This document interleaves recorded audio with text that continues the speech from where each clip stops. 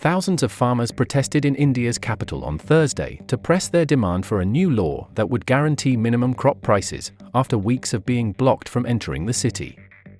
They rode crowded buses and trains instead of their tractors to New Delhi after authorities barricaded highways into the capital with cement blocks and barbed wire. Police also banned use of farm vehicles as a condition for granting permission for the rally in the city. Participants were also barred from carrying sticks or swords to avoid clashes with police. The protesters held placards demanding free electricity for farming.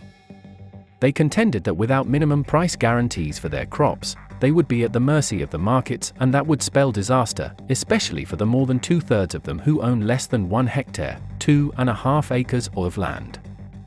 The rally, organized by the United Farmers Front, was held at Ramlila Ground, which is used for religious festivals, major political meetings and entertainment events.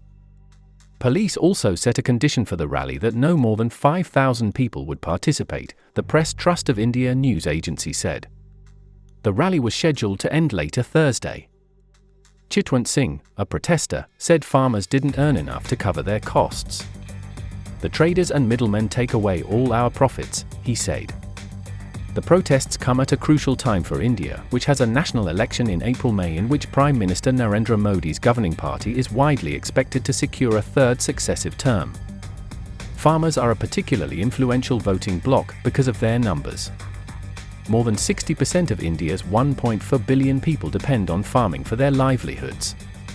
The farmers are also pressing the government to keep its promises to waive loans and withdraw legal cases brought against them during earlier protests in 2021.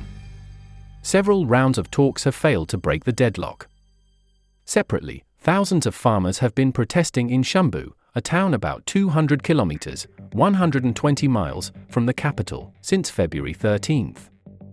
Authorities have barricaded highways leading to New Delhi with cement blocks, metal containers, barbed wire, and iron spikes to prevent the farmers from entering the capital. The farmers have brought bulldozers and excavators to try and push through. On February 21st, clashes between farmers and police left one protester dead as the farmers tried to resume their march to the capital after talks with the government failed to end an impasse over their demands for guaranteed crop prices. Police said 12 officers were injured after protesters attacked them with sticks and pelted them with stones.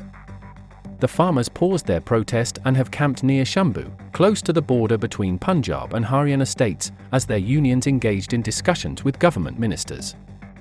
They rejected a proposal offering them 5-year contracts with guaranteed prices for certain crops including maize, grain, legumes, and cotton. 2 years ago, tens of thousands of farmers camped out on the outskirts of New Delhi for months, forcing Modi to repeal new agriculture laws in a major reversal for his government. Jagjit Singh Dalawal, one of the farmers leading Thursday's protest, said they did not want any violence and condemned the government for the massive security measures. Protest organizers say the farmers are seeking a law that would guarantee minimum prices for 23 crops to help stabilize their incomes. The government protects agricultural producers against sharp falls in farm prices by setting a minimum purchase price for certain essential crops, a system that was introduced in the 1960s to help shore up food reserves and prevent shortages. The system can apply to up to 23 crops, but the government usually offers the minimum price only for rice and wheat.